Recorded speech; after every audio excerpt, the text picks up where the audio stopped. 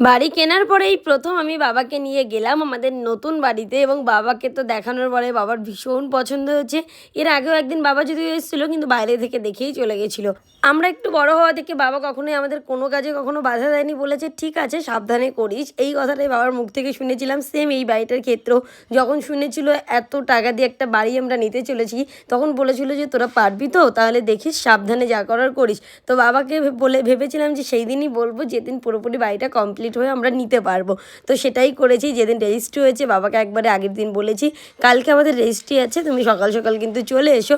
বাবা গুমা বাড়ির থেকে চলে এসেছিলো এবং তারপরে বাবাকে নিয়ে রেজিস্ট্রি অফিসে গিয়ে রেজিস্ট্রিও করা হয়ে গেল। আর বাবার তো ভীষণ ভালো লেগেছে, যদিও বাবা ফার্স্ট টাইম। আজকে বাবা ওপরে উঠবে, দেখবে পুরো বাড়িটা। আর এই যে হচ্ছে গিয়ে দাদা তো বুঝতেই পারছো কতটা খুশি ও কতটা হ্যাপি। ও কাশ্মীর গিয়ে বলছিল আমি ভাবছিলাম কবে যাবো আমার বাড়িটা দেখবো। তো যাই হোক, এখানে একটা সুন্দর গাছ ছিল, সেই গাছটা একদম প্রায় শুকিয়ে যাচ্ছে আর প্রচুর ফুলের টবও আছে। তো ভাবলাম গাছটা যেহেতু না মরে যায় সেক্ষেত্রে একটু জল দিয়ে দিই। তো গাছটা পুরো ভিজিয়ে আমি একটু জল দিলাম আর গাছটা দেখো কত সুন্দর হলো। নেক্সট ভিডিওতে তোমাদেরকে আমি বাড়ির ভেতরটা ঘুরে ঘুরে দেখিয়ে দেবো যে বাড়িটা কেমন।